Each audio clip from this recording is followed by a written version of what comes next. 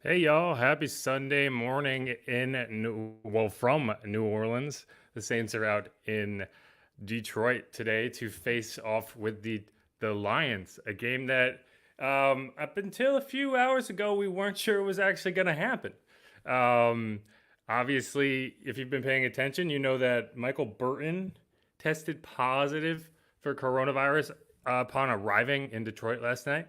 He was retested, which is the standard protocol, and it came back negative. It's actually the fourth, by my count, false positive the Saints have gotten, which is another issue. But the good news is that the Saints are going to play a game today.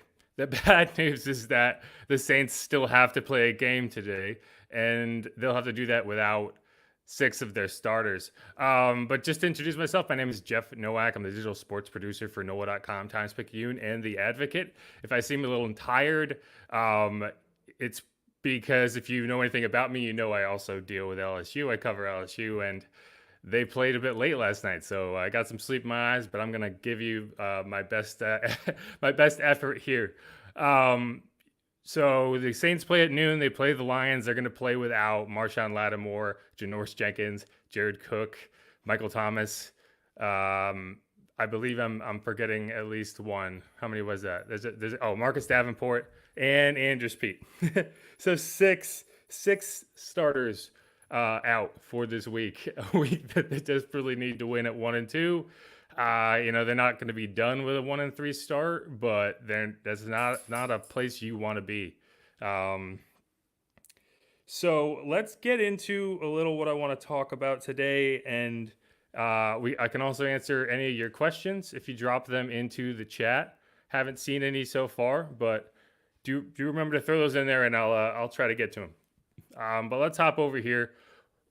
Obviously the injuries are a big part of what you're looking at today with the Saints, but another element is, will Drew Brees throw the ball deep? Well, it's obviously a difficult situation when you don't have half your team.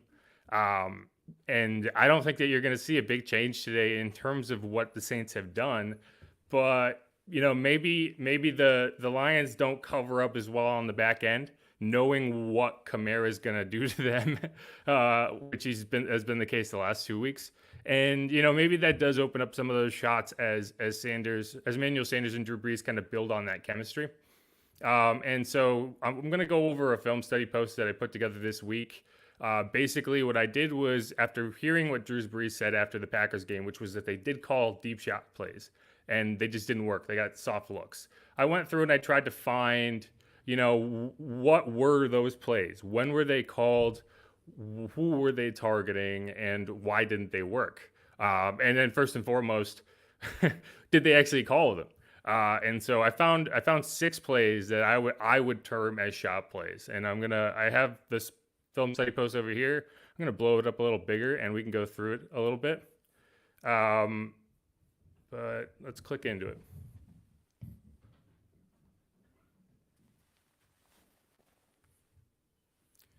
If the page would open, there it is. We're there. All right. So the first thing we need to talk about, obviously, Drew Brees has had issues this year in terms of getting the ball deep. He's basically breaking every NFL record for fewest air yards, average per attempt. I think there's a breakdown in here. Yeah.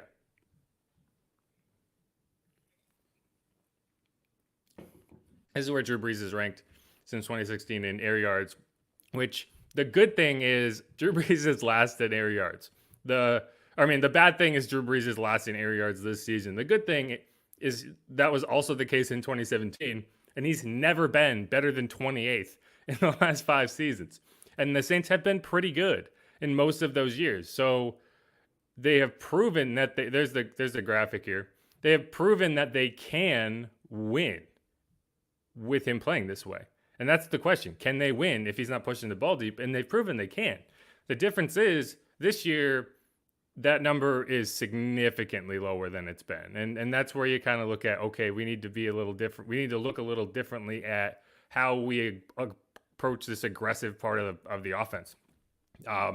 And so I found 6 plays that either Drew Brees took a 7-step drop, which would indicate they're looking farther down the field, or he took a 5-step drop out of the shotgun and look downfield. And when you do that, it's usually going to be a situation where you keep in extra protection.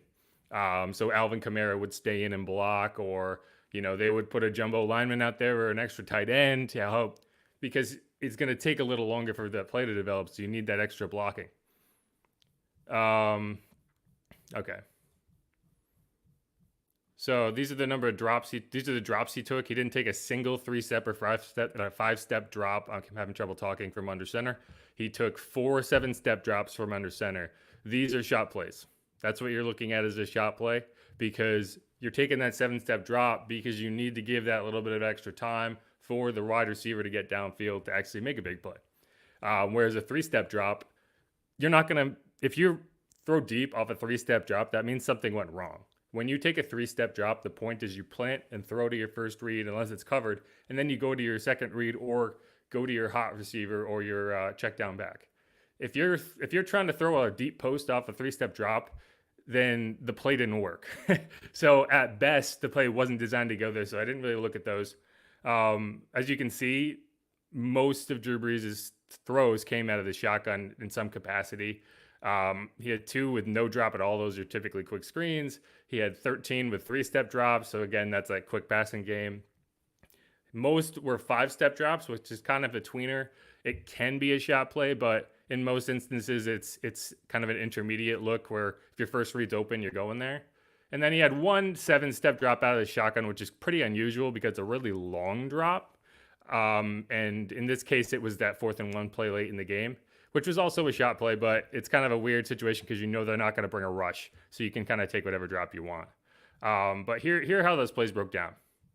The first play was the sack, where Drew Brees kind of hitched to Emmanuel Sanders. And I think this is a really telling one, and it kind of tells where they are. Because as you can see in this video, as I get to it, Emmanuel Sanders runs this route too far downfield. And when you kind of talk about, I can't get this to open. Yeah. And when you talk about a receiver and a quarterback kind of getting on the same page, this is where you want to see it, because they have a chance at this play. And Emmanuel Sanders runs it too far upfield. You can see right here, the line of scrimmage is a 38. NFL routes that break downfield are typically going to break between 12 and 15 yards. That's just the standard kind of distance. Some will break a little quicker and some will break a little later, but it's usually dependent on where the quarterback is and where the receiver is. And in this case, it's pretty clear based on what's happening with Drew Brees that this is supposed to be just a standard 12 to 15 yard deep over kind of, or late or it is a deep over. And you can tell because he starts on the wide side of the field, comes in, and then breaks to the opposite side of the field, which if it was a post, he would break up. In this case, he breaks to the side.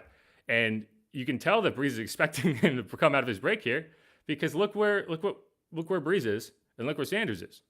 Brees is out of his drop. He is waiting. He gets sacked on this play. Look at that pocket. You can blame the offensive line. If you give a quarterback that kind of a pocket, he should be able to deliver a ball. But look where Sanders is in his break. He's not going to break for another 5 yards. Let's see. Should just keep going. Yeah, here we go. Okay, here's where he hitches. Here's where Drew Brees kind of hitches with the ball. Still not out of his break. This is now 12, 16 yards upfield. He's still not out of his break. Brees is kind of hitching, like wanting to throw this ball, but he doesn't know where he's going to be. He doesn't know where the receiver's going to be. And how do you throw a ball with anticipation if you can't anticipate where the ball is? Now, also keep in mind on this play, and you want to blame Brees for not throwing this ball deep, but he took a sack earlier and got the ball stripped. Andrews Pete recovered it. But if he throws this ball, he's at best guessing where Sanders is going to be on his route. And he's risking this. I can't remember who the pass rusher is. He's risking the ball getting hit, or his arm getting hit as he throws it, and the ball getting deflected into an interception or another fumble, Or, if he's lucky and doesn't throw an interception, maybe he throws it an incompletion. And this is the issue. If he comes out of this route 2 yards earlier at the what is this, 47, Brees can deliver this ball into an area that can turn into a big play. Because of how this route was run, he can't do that. And that's all about chemistry. That's about learning how Emmanuel Sanders runs his routes. It's about Emmanuel Sanders learning how quickly Drew Brees gets out of his drop. And this is just a good example of like, okay, this is correctable. This is what you need to fix. On this play specifically, Emmanuel Sanders got jammed off the line and kind of got shoved inside, and that threw off the timing a little bit. This isn't about Sanders. It's about, this is when you talk about guys not being on the same page, this is exactly the situation you're looking at. And this is how the play ended.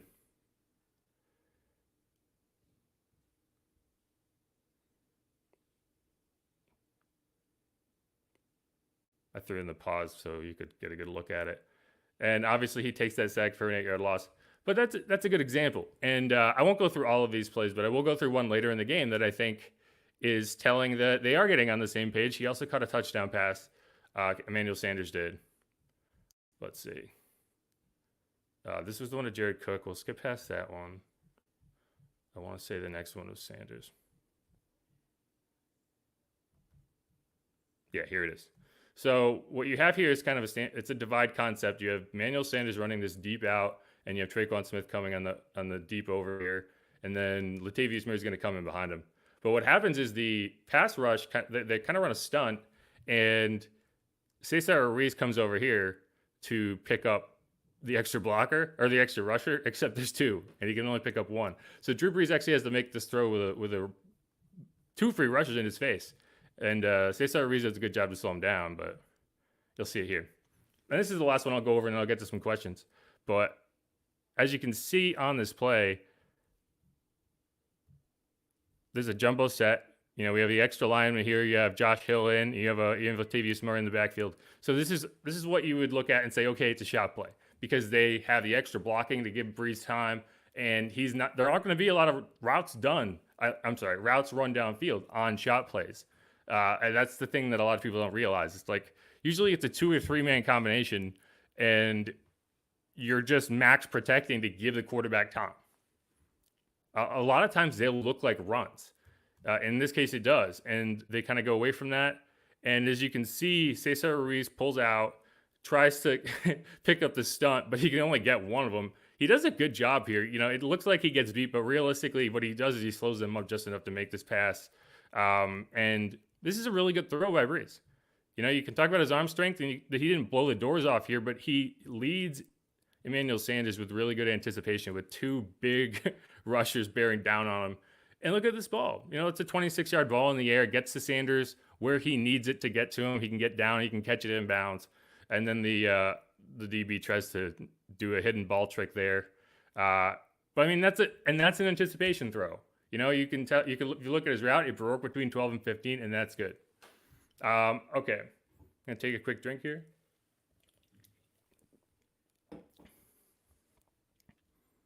And let's get to some questions if you have them. Any chance the game still gets canceled because of the fullback? No, this game isn't getting canceled. So basically what happens is the team tests Saturday morning, and then they get on a plane and go, because they can't travel on game days, and they have to test the day before, and they have to pass that test to be able to play in the game. If they even traveled, that means they tested negative all week in all their tests, and this is kind of the final hurdle to pass. They wear like sensors that actually report who they've been in close contact with. So once Michael Burton tests positive, they quarantine Michael Burton, and they also quarantine any player that has been in close contact for the play or for the period of time where you're worried about him testing positive. So like if he passed his test on Wednesday and then he tests positive on Saturday, that means that they're going to go through and look for anyone who had close contact with him over that 3-day period, because they don't need to do it for any time before Wednesday because he didn't test positive until Saturday. So what happens there is once they get that initial test, they'll do a point of care test on site in Detroit. And if that test comes back positive, then you have to go into the full quarantine mode. If that had happened, I guarantee the game would have been postponed, if not canceled. And you would just go from there. But what happened was that test came back negative. And this has been the case for several Saints players so far. Deontay Harris got a false positive. I can't remember who the other two were. Maybe I don't want to speculate, but there were two other players that I can't recall the names of right now that also got a false positive. And it's not unusual. I mean, you're running a lot of tests. It is inevitable that you will have some hiccups in that machine, whether there's kind of a contamination issue in the lab itself, or if it's just kind of a computing error that generates a false positive. That'll happen. And the Saints got fortunate on this one. How long? Let's move on a little bit. How long do you think we will still have our Hall of Fame QB Drew?